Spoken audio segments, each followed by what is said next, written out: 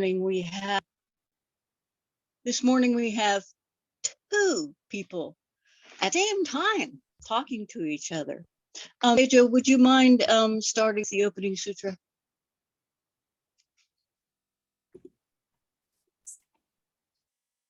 And we don't see a whole lot of you, Teijo. What? What did you say? We only see half of your face. That's better. And unsurpassed, penetrating, and perfect Dharma is rarely met with even 100,000 million kalpas. Having it to see and listen to remember and accept.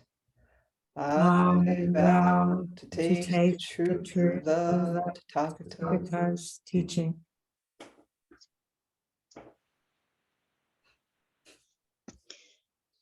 This morning, our speaker is Reverend Teijo Munnich, who is the abbot and founder of Great Temple, and the Reverend Heather Shoren from San Francisco Zen Center, where she is currently the abbot, assistant to the abbot of the city center.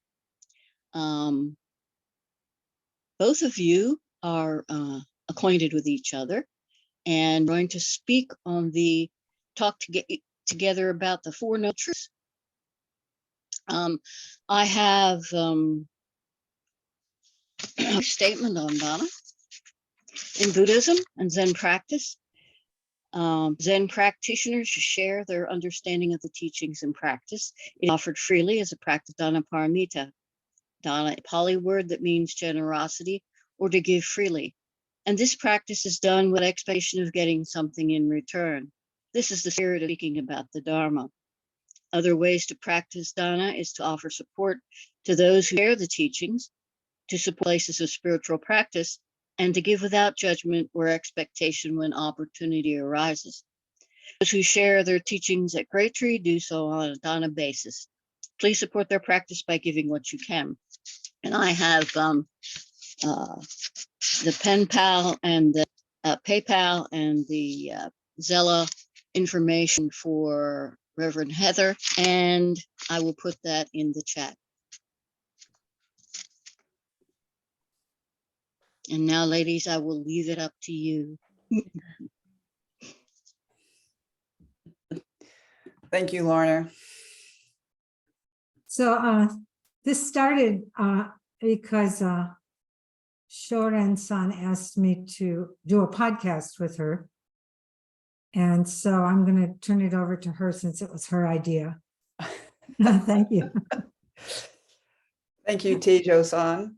One of the other causes and conditions of this event arising is that I had the good fortune of attending the Jukaie last November at Zenshuji. And that is where I heard Teijo-san give this really beautiful talk.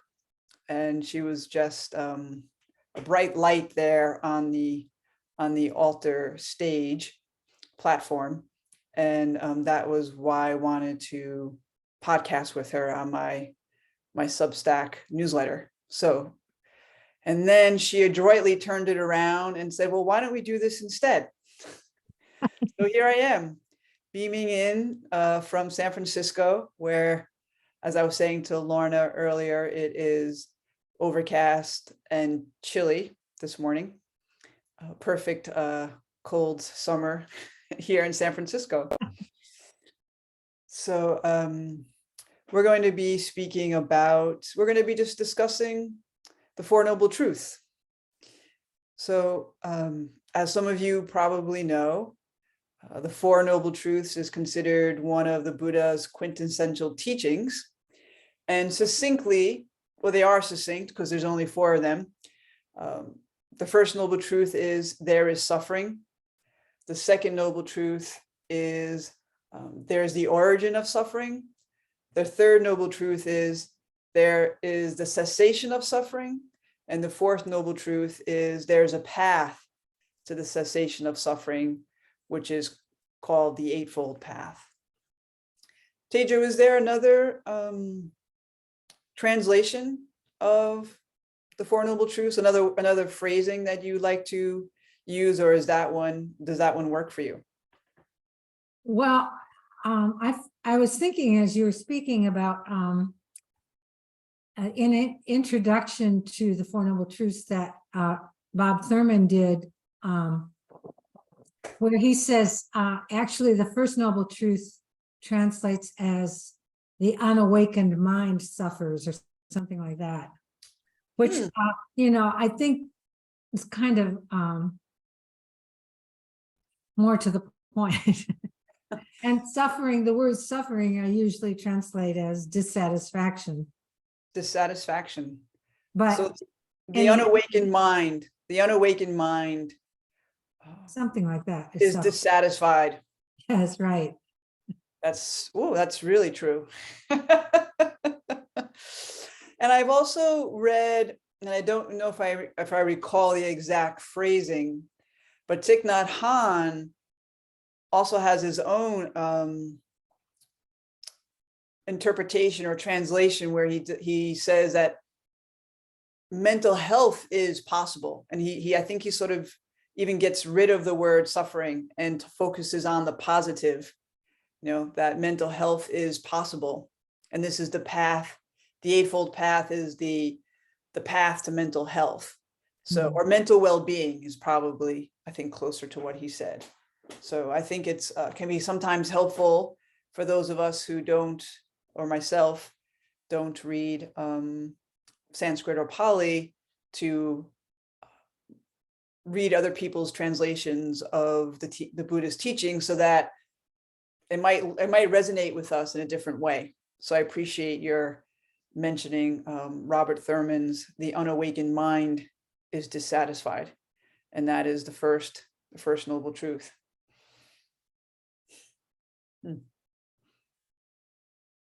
Why do you consider this teaching to be so important for practitioners of Buddhism?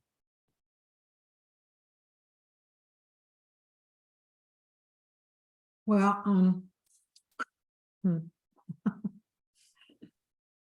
it's interesting to me because when I think about this, I think about when I was first introduced to the Four Noble Truths by Katagiri Roshi, and it was during a practice period, I remember, and we had to give student talks during practice period. We each had to give a 20-minute student talk, sometimes two, at usually around 4:30 in the morning, right before morning zazen. And I remember anyway thinking about this question of dukkha. I think it was the subject of one of our student talks, and I didn't really know the word dukkha, but I knew the word suffering, and it was somehow said something like life is suffering, and I just thought, and I think I even said this in my talk, is that well, actually that's not true about me, because my life is not suffering. But it did sort of beg the question of what does this mean? And so when I was ordained, I chose this as my subject of talks, because I knew Katagiri Roshi would he always asked us to give talks when he had to go out of town, because I wanted to know what this meant. And so for years I was asking the question of what is dukkha. So the first thing that came to mind when you were talking about this is that I think this is the heart of Buddha's teaching, because he's trying to help us see how we create suffering through our own minds, and actually the heart of his teaching is the middle way. That's what he starts with in that sutra, where he talks about the Four Noble Truths. So, the thing is, we are deluded in this way. This is the way our human mind works. I don't know why, but it is. So we are going to suffer in this way because we create our suffering. So how do we find the balance? Because in a sense, our suffering, I mean, we get into the second noble truth, is based on attachment, Mhm, mhm. you know, and yet it's our inclination to grab onto things. Mm. to- And to- the and I think that also for at least for me, when I first started practicing Zen, there wasn't really much discussion or conversation about the Four Noble Truths. And back then, this was like in 2001, 2, 3. I was really not interested in reading so much. I just wanted to sit and face the wall. I think I read 3 books before I left for Tassajara Zen Mountain Center. I just wanted to really just drop the mind that's always searching for intellectual understanding. And so now, as I pick up this teaching, this fundamental teaching of the Buddha, which is the first teaching he gave to those 5 ascetics that he had practiced with and had abandoned that strict asceticism as not being the way leading forward toward liberation, that a superficial glance of the Four Noble Truths are all these simple statements that, but when you delve into it and look at the 3 aspects, right? So there's these 3 aspects to each truth, and that gives us these 12 insights. So would you just talk about those 3 aspects, this pattern that underlies the teachings of the Four Noble Truths? I don't exactly know what you're talking about. Oh, well, you probably will when I say this. So like there's the statement of the truth, there is suffering, or the unawakened mind is dissatisfied or suffers. And then, so there's like the statement of the truth, and then there's the practice of the truth, right? That suffering or dukkha should be understood, right? And then the third is that there's a result or the fruit, what's realized when we practice when we practice with these truths. So those three aspects of it. So the statement of the truth, the practice of that truth, and what's realized when we practice. Oh, okay. So you want me to talk about dukkha? Yes, right. Yes. So I think it's interesting that the Buddha didn't say, "I am suffering." It's just this statement of fact. There is suffering. Human life is an unawakened human life is suffering, kind of. Yes. Would be the statement. Okay. Yeah. Right. So what is this? So this dukkha, let's talk about dukkha, this dissatisfaction. And what is an unawakened mind?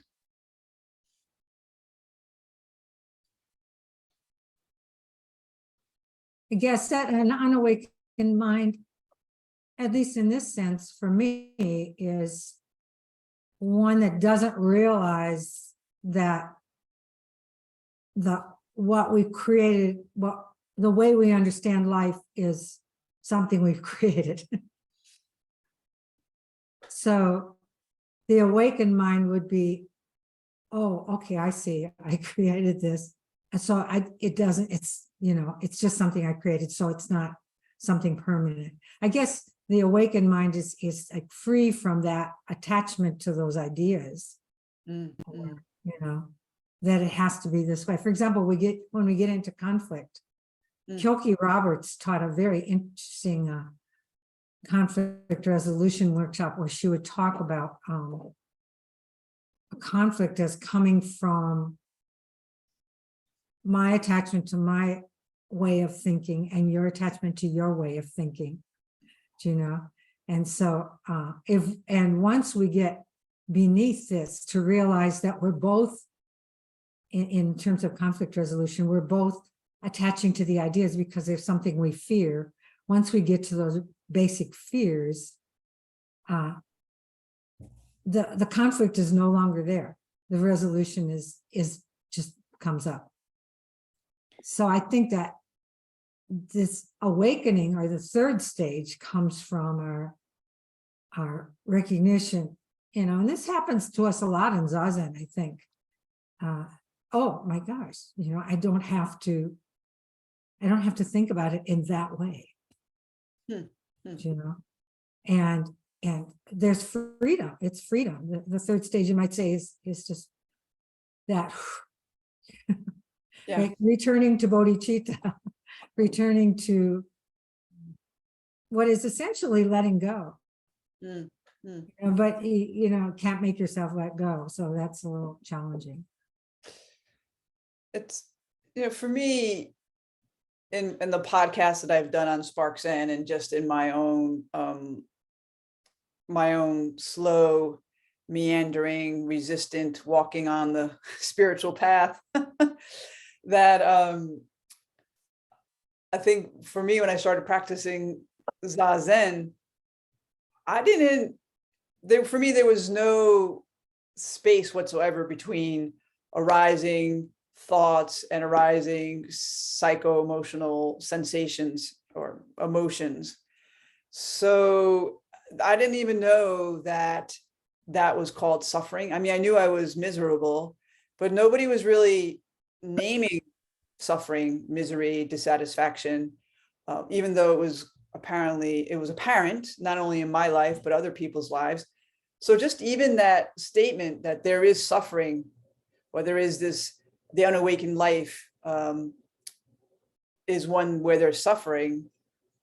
In some ways, even though I didn't really understand the First Noble Truth, when I understood it, but I was so still in that stream, or that emotion, commotion, ocean, where all there was dissatisfaction, So just even that acknowledgement, when I speak to other practicing Buddhists, just that naming of, there's that dissatisfaction, is helpful. And also what you're saying is about Zazen. I'm not sure that if that you're saying that, we often don't even know what we're thinking or believing until we still the body and watch that mind ricochet and pirouette while we're sitting in Zazen, Yeah, and you mentioned the word resistance, and I think that is very much key. And a lot of times we might not recognize our resistance, but when we recognize it, and I always say, awakening is just taking one step beyond the resistance. And that's really all it is. That's kind of the place of letting go. But first we have to recognize the resistance. And then we can say, okay, I'm caught by this resistance. I mean, it isn't quite that clear, but it's like there's something else that I want to do. Like I always use the example of, it's not in person now, but we used to have an in-person study group. And I always felt unprepared for that. And also it would always come in the middle of the afternoon when I really didn't want to see other people. And so I always had this resistance to it. But I also knew that if I did it, it's like Zazen, when I get up, I feel better, even though I don't want to do it. So just that recognition that, okay, there's resistance, but anyway, there's something beyond that. And that's really letting go. That moment of stepping beyond resistance is when letting go happens. Yeah, I appreciate what you're saying. And as you're saying that, what's arising is resistance is grasping. Resistance is refusing to see what's right in front of us, what exactly is happening. And as you mentioned earlier, the second noble truth, that there's the origin of suffering, and the origin of suffering is this attachment to desire, right? The desire for sensual pleasure, the desire, the attachment to becoming, and the attachment to getting rid of stuff, And so it's like this, that is all resistance. Maybe not the sensual pleasure, but this we often want to be and do something that we're not being or doing in that moment. We want to become something else. And then we want to not be or do or get rid of certain parts of ourselves or other people as well, so that grasping, that grasping onto that grasping is suffering. This attachment is suffering. And as you said, it seems to be intrinsic in human consciousness to resist what's arising. And I think until I started practicing, I didn't even know that that there was resistance. That was just how we all functioned. Yeah, right. And I think, one thing that I learned at Tassajara after so many years of being there is, and I think this is from Star Trek, resistance is futile. I think that's what the Borg says, resistance is futile. Because you're at the monastery, there's the schedule, you can resist it all you want, and you're still in the schedule. You're still, I don't want to be sitting zazen. Well, there you are. You actually are sitting zazen while you're resisting sitting zazen. What's up with that? I always tell the story. We had a very, very strict Ino when I was at Tassajara. And he would be standing at the door looking at his watch as you walked in, and I had a tremendous amount of resistance to zazen. And I was constantly, one day I found myself getting onto the cushion and thinking of excuses why I wouldn't be doing zazen to tell the Ino. And I thought, I noticed myself doing it and I thought, this is ridiculous. I'm here because I want to do zazen. What, I saw how mental it was. Yeah. I was resisting him, or I was resisting what I perceived him to be doing, or something like that. Yeah. Yeah. The first year I went to Tassajara, that was 2008. I'm not sure who said it, but one of the phrases that you'll hear while you're there, and maybe you heard it as well, is that the container is the container of the schedule, and the mountain valley is the teacher, the main teacher. Yes. Right. And it's like, oh, I didn't realize that I'm resisting zazen while I'm actually sitting in zazen. And oh, let's see, how do I feel when I'm attached to all these thoughts of resistance? Does it mean all of a sudden I zap out of the zendo and now I'm lying in bed? In fact, it's really painful over and over again to sit in zazen and be resisting it. Yes, that's true. But what makes you feel like you mentioned just before about fear? What do you feel like? I mean, this is, this could be the subject of a book or two, and I'm sure already has been. But what do you feel is that underlying fear around resistance? Just like with the conflict, the internal conflict. I'm holding on to this idea that I don't want to sit zazen, even while I am sitting zazen.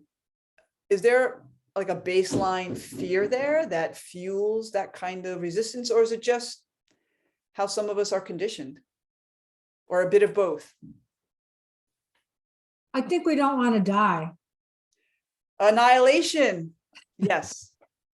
My favorite A word. Because like really in every moment, the truth is that things are always changing. So,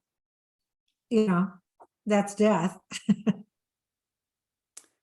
Interesting. So so this resistance, if you feel like it's a fear of death, annihilation, could you unpack that? Because, we create, what do? Most of our lives, we create a sense of who we are, right? We try to prove it to ourselves and prove it to other people.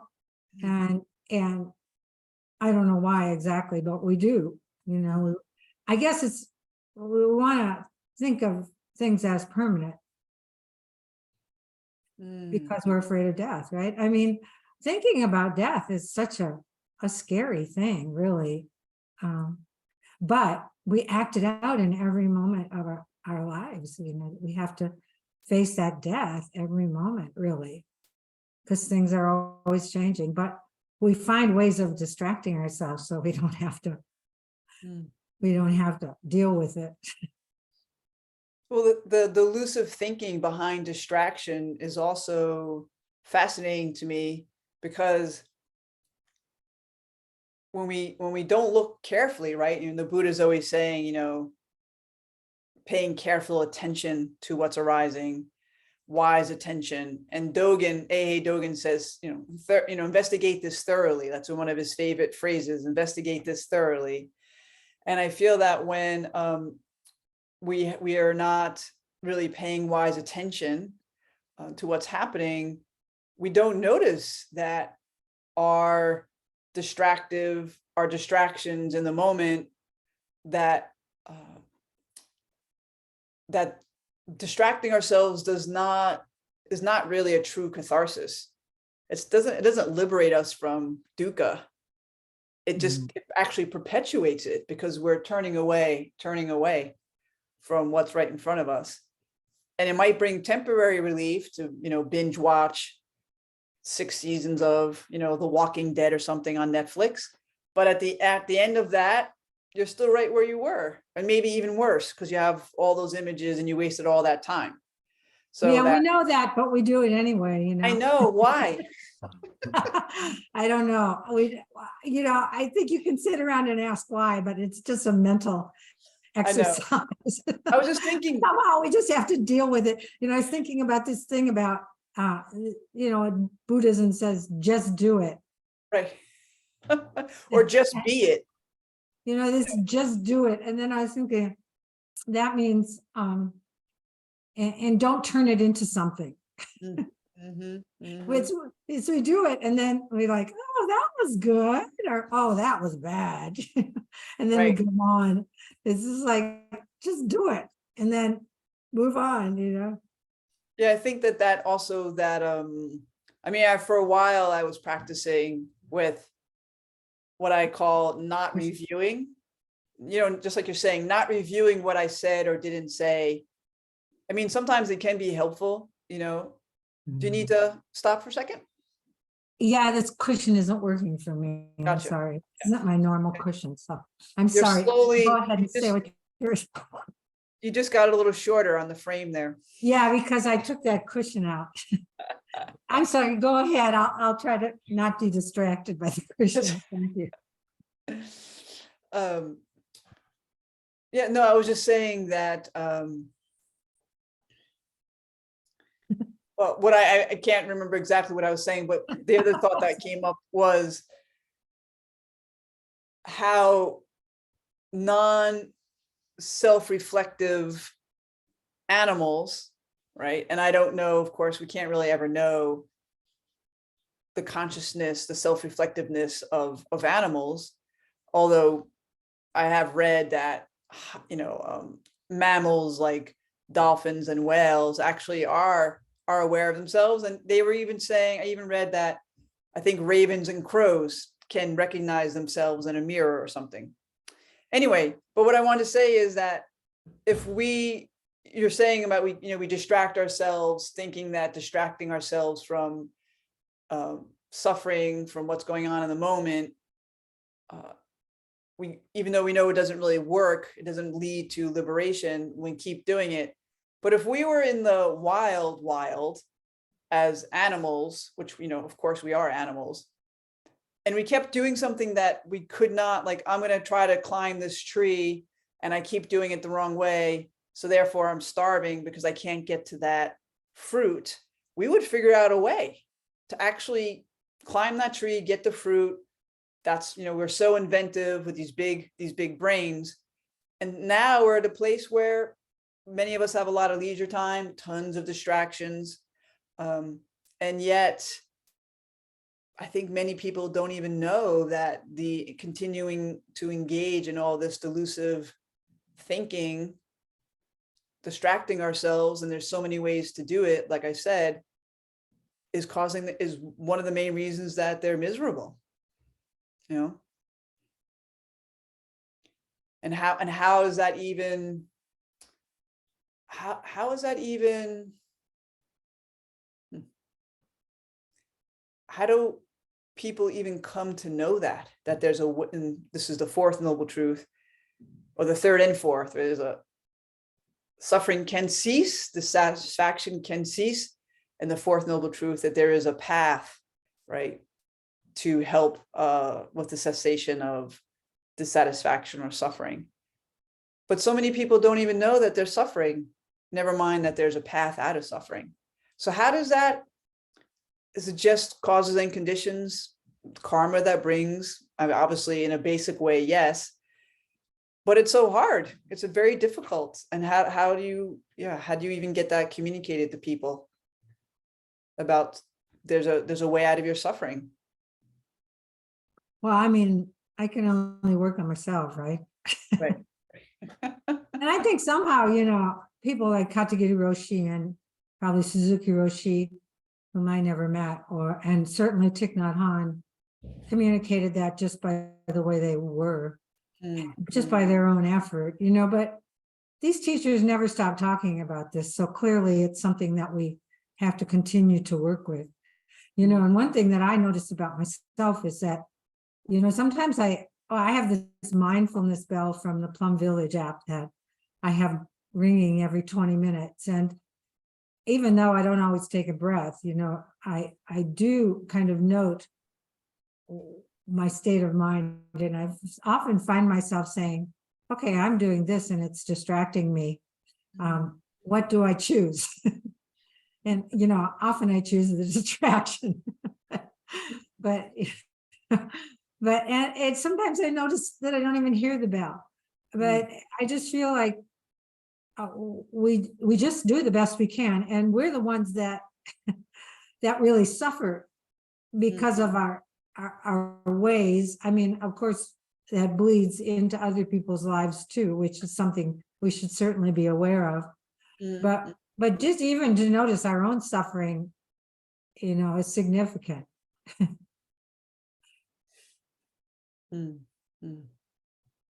But certainly, and I mean, people around us, I'm sure you've experienced this in Sesshin. We're affected by other people. We're affected by their freedom or lack thereof. We can feel it. And we notice it in Sesshin, but it works all the time. Yeah, that's one of the many facets of the third jewel, Buddha, Dharma, and the third jewel being Sangha, is that I'm sure you've heard of some sort of analogy that's similar to like we're rocks in a tumbler and we're polishing each other. Our rough edges are being smoothed. And that's I feel one of the more transformative aspects, although sometimes it can be very frustrating, of living in community, at Tassajara or somewhere else, any residential community, Zen community or Buddhist community, because we acknowledge that we're rubbing up against each other, like, and dropping our preferences, right? Dropping our grasping, our fixed view, getting back to the conflict. There may be somebody that you're not getting along with for whatever the reasons, or they're not getting along with you. And the practice at Tassajara is that you you stop on the path and you bow to the person, bowing to their humanity, bowing to that awakened nature that's present in both of you, and not picking or choosing that. Well, I don't really like Trey, so I'm not going to bow to him. I don't really like Teijo-san, I'm not going to bow to her. You just bow, bow, bow. And there's something in that very informal ritual that affects the body mind. It's like dropping these preferences, the dislike and the likes, and just treating everybody the same way in that moment. And as soon as you walk past them, all those thoughts might arise again about why you don't like them. But at least there was a little bit of freedom, or going against your preferences, your attachment, or your resistance to bowing to that person. And that has a subtle effect on us over and over as we do it. I'm not sure if you can bow your way to liberation, but maybe. I think so. I think there's a certain amount of liberation because the very physical bowing itself does that. Mhm, What you're talking about, even, with no other meaning, mhm, without putting a meaning behind it, certainly in Japan, I certainly felt that. And because, it's bowing all the time. And they bow when they're talking on the telephone, and I always thought that was so funny, but it's not like the other person knows, is necessarily seeing it, but they must be experiencing. There's a lot of humility in bowing. So, Yeah, and it's interesting too, because it's really just physical. I Mhm. saw one time Shohako Okumura's daughter was about 4 years old when I lived at their temple, and she was with her cousin one time, and he was younger, maybe 2 or 3. And I walked by the room and I said, "Konnichiwa." And they both repeated, they said, "Konnichiwa," but he didn't bow. And she walked over to him and she said, "No, no, no, konnichiwa." It's like it goes with the language. Interesting. But even at the age of 4, she recognized that there was a difference. Wow. Yeah. Yeah, I think that's also the value of practicing Zazen is, that dropping from the mind, the concept of konnichiwa, good day, good morning, to what's the embodied experience of konnichiwa, if you will, with that bow. And it's like we can have all these, we can understand the Four Noble Truths on an intellectual level. I got all 4 of them. I got to memorize the Eightfold Path. But what is it to have that embodied experience on the cushion and off the cushion? Mhm. And how do you feel that Zazen helps us with, especially with those first, well, of course, with the Eightfold Path, but with this recognition that there is suffering, recognizing, acknowledging, noticing what's causing us to suffer, and then feeling a little bit, just some relief from that suffering while we're on the cushion. Well, as you know, Dogen Zenji, only instruction he gives is for the body, right? Mhm. How to sit. And in the Fukan Zazengi, there's a big section on that. Mhm. And I recognize the reason I chose Zazen was because of the posture, because there were all my friends were doing transcendental meditation, which is, just slouch or whatever you do, for 15 minutes or something like that. And so I thought, well, yeah, I was studying dance and I was, interested in meditation, and I wanted to bring the two together. And I think that on some level, I was recognizing that body and mind really are part of the same, they are the same life, and I think that what Zazen does is, if we really are serious about how we sit, well, even if, if we don't do it the way that Dogen said, where he says full lotus or half lotus, even if we sit on a chair, if we're conscious of how we're holding, how we're not holding, I don't like the word holding, but how our body, our alignment of our body, as Katagiri Roshi used to say, if we're sitting upright in this way, our breath circulates more easily to our blood circulates more easily to our brain, and it clears our brain. And so it's a very kind of physiological way of looking at it. But I also think that the issues that we have when we sit that create us pain, those are the places we hold in our body. And if we can not run away at that point and say, oh, Zazen is not good for my body, and say, okay, what body habit am I doing that I need to release? Then But what gets released with that also is all of the fears that cause us to hold in that particular way. Mm-hmm. I think that the posture is a very, very key part of this releasing mental things. One experience, mental fears. One experience that I had one time during a session was I found myself sitting, doing this during a period of zazen. I mean, just really slouching down. And as I pulled my body up, I actually felt physical pain and resistance, not exactly pain, but a physiological kind of reaction to it, like resisting. And I went past that, and all kinds of stuff came up, things that, something that was going on for me in the Sangha, where people were kind of like showing that they were pissed off, and I wasn't figuring out why. And the reason for it came up. And I was very, very embarrassed about it. And at the same time, I was in the middle of sesshin, so it was either deal with it or leave, Right. And I thought, I finally came to the conclusion that, oh yeah, well, okay, I do this, and now I see it, so I can change it, But that whole process of seeing that I was physically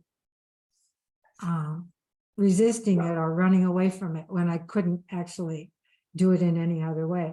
That was very telling for me, and it really showed me how much fear we hold in our bodies. Yeah, for me, when I got to the monastery, I didn't realize how, as you're saying about fear, I didn't realize how constricted my body felt. Because, when you're out in the workaday world, productivity, slouching or being forward on your desk all the time, even if you're focused, even if you're externally focused, you're not able to really pay attention to what's going on for you physically or mentally. So when I got there, and just that continuous sitting, like you're saying, the posture, which of course is a yogic posture, right? A very ancient posture, and how that is conducive to studying the self, right? Studying the breath, studying these elements that compose our bodies and minds, and the ability to pay close attention to what's arising, because we are stopping, right? That's one of the main functions of meditation, is the shamatha, the stopping, and then the vipassana, which is the insight, right? And I think it's not always so easy to have insight when we're running around all day. But I do think if we're sitting meditation regularly, those insights will arise, as they did for you when you were slouching in this session, when we're on the cushion, and then also when we're off the cushion. They each inform each other, right? Mm-hmm. That bringing that zazen mind to our everyday activities helps with continuing that continuity of mindfulness when we're not on the cushion, And then the fourth noble truth, which is this path that leads to the cessation of suffering, which is the Eightfold Path. And yeah, I confess I have not really, here's what comes up as I'm saying this. I wrote down on one of my notes, which is Zen. You've probably heard this, I'm sure you've heard this phrase, practicing Zen with no gaining mind. And yet the Buddha's teaching, the Buddha left the palace because he wanted to investigate human suffering and end it in his life, right? So he had a goal when he left, and the goal of the Eightfold Path is the cessation of suffering, this liberation. So how do you work with this Zen guideline or the Zen phrase of practice without gaining mind, and also the Eightfold Path, which leads to the cessation. I say leads, but each one of the milestones or each one of the guidelines of the Eightfold Path is in itself the practice of liberation in some way. So could you talk a little bit about that? The no gaining mind, and hey, I'd love to be liberated. That's my goal.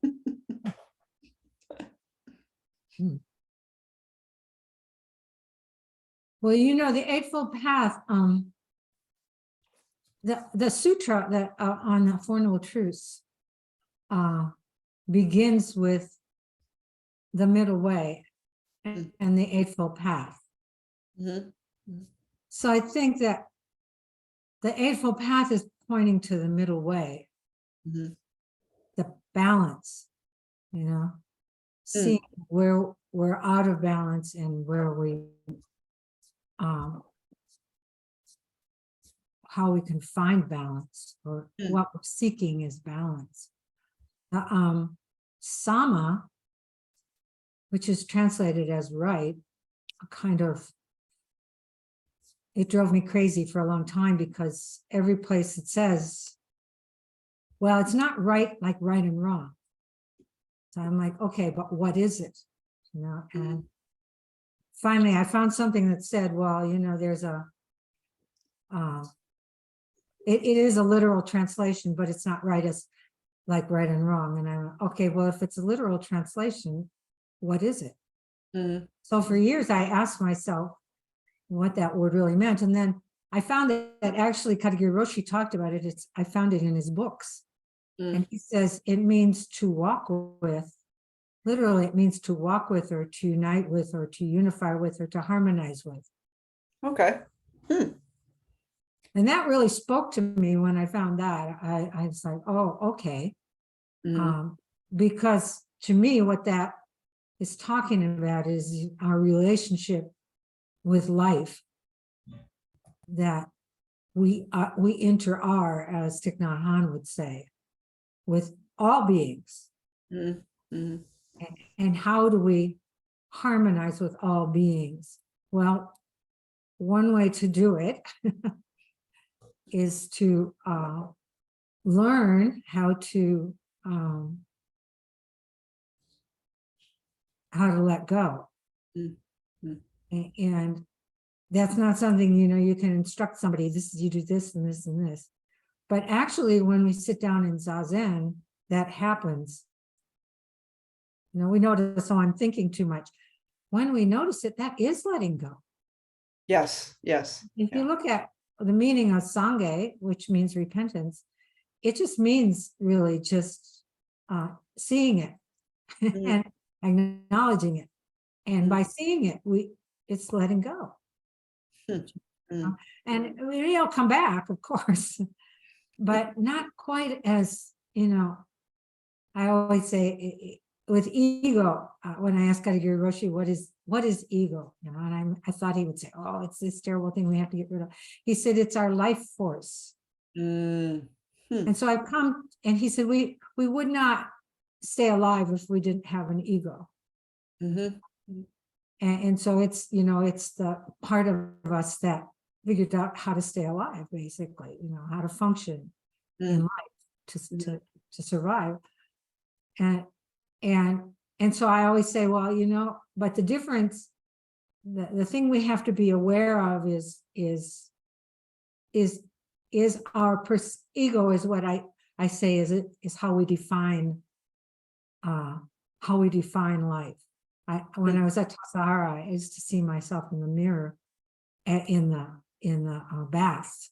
I'd walk by the mirror, and of course I didn't have any reason to stop because I didn't have any hair, didn't have any makeup, and I would say, I remember one day I said, oh, I'm just like a baby. And then one day I was sitting in Zazen, and I came up with a solution to something. How you're always trying to solve things during Zazen. And this answer came up, and then I immediately rejected it. And I thought, I noticed that I rejected it. I thought, oh, why did I reject it? And and I had this visual that I was inside of this small box that was created by all my ideas about what life is. Mm. And outside of that box was this way to resolve it. Because it was outside of this, my perceptions, I rejected it. And I thought, oh, I see what ego is. It's this little box that we put ourselves into.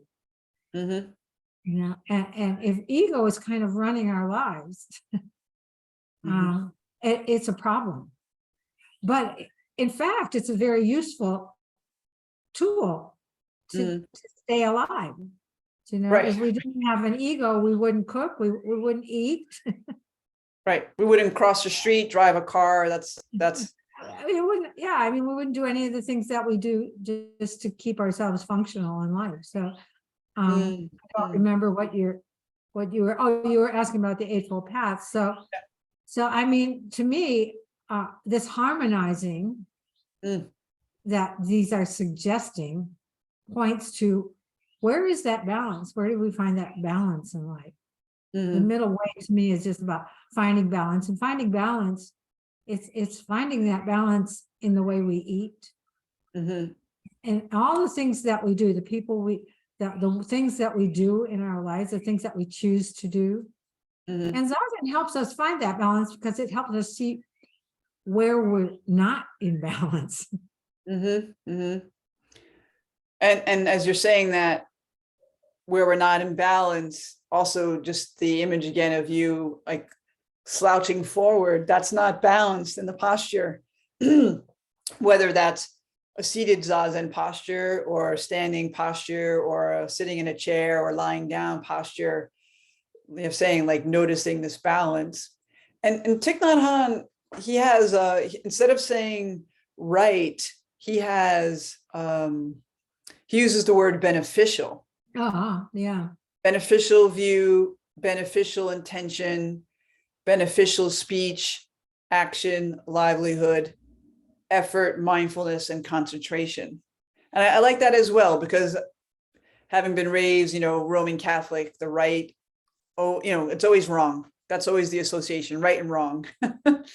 So I like what Katagiri Roshi said, which is this harmonizing or walking with this view that we are connected to all beings, the right view basically is the Four Noble Truths, the way that the Buddha's teachings all link into each other.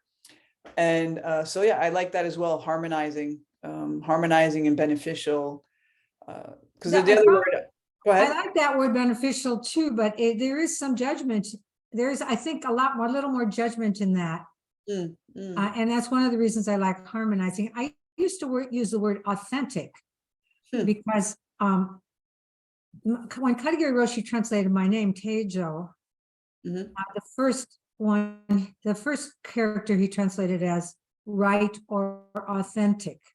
So I talked to him one time and I said, is that the same right as in the Four Noble, in the Eightfold Path? And he said, yes. So I started to think, oh, it's authentic. What is the authentic way? You know, but beneficial sort of is in that same vein. And I think both of those words, there's might be a little more judgment about, oh yeah, well, this will be beneficial for this person. Right. You know, understood. more about, yeah. Yeah.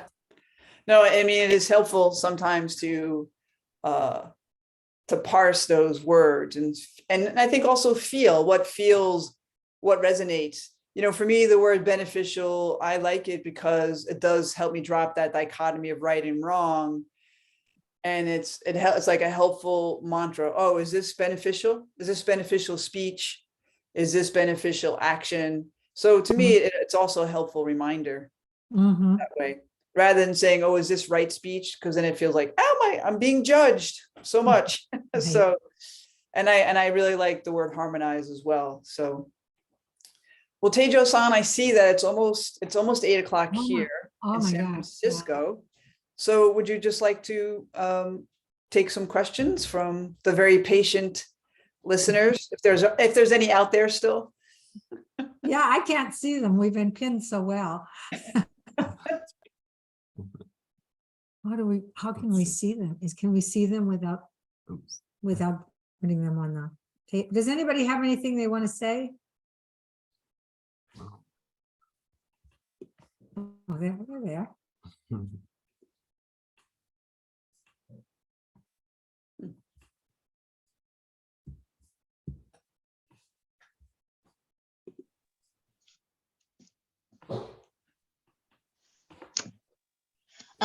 I want to say, this is Lorna. I want to say thank you to both of you.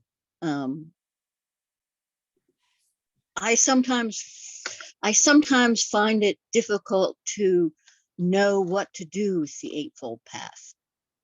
And the fact that it's talked about at the same time as the Four Noble Truths. But now I see how they work together. And the upright sitting part helped me to understand that that's kind of what you're doing when you're, say, walking the Eightfold Path. Is you keep your upright balance, and you keep your harmony, and you keep your and these are reminders of where maybe you are causing disharmony, or where you're not benefiting someone. And thank you. That was very opening for me. Thank you. Yeah, thank you, Lorna. That was a great summation of our hour-long talk. Yes. Maybe we could have just done that. Next time we'll pin you, Lorna.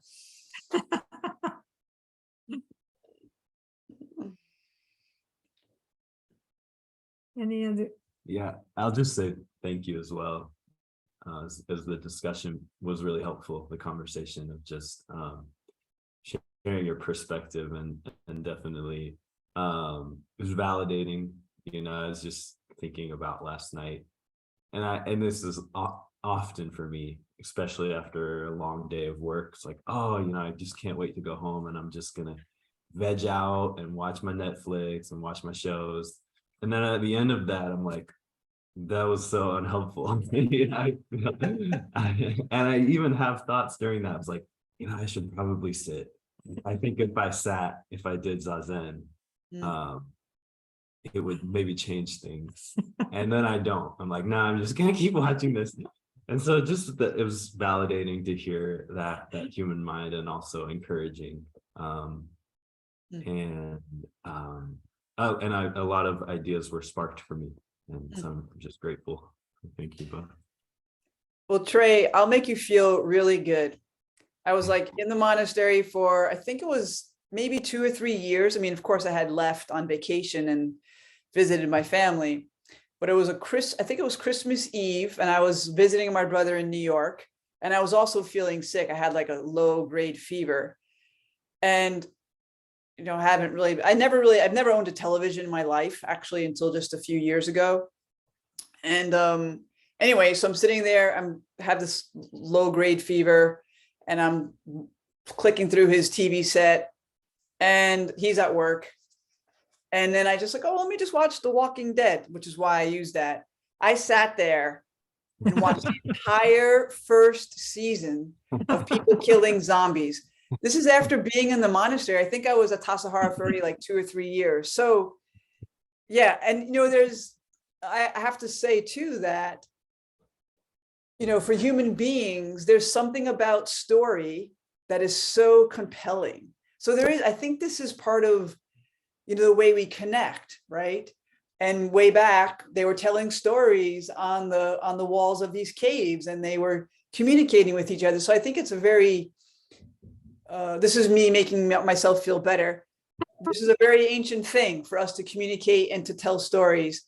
So it's like, anyway, I mentioned that because, even us monks, some of us anyway, I fell into that. I'm like, did you just sit here from like 8 p.m. to 1 a.m.? Well, there is something about exploring that balance too.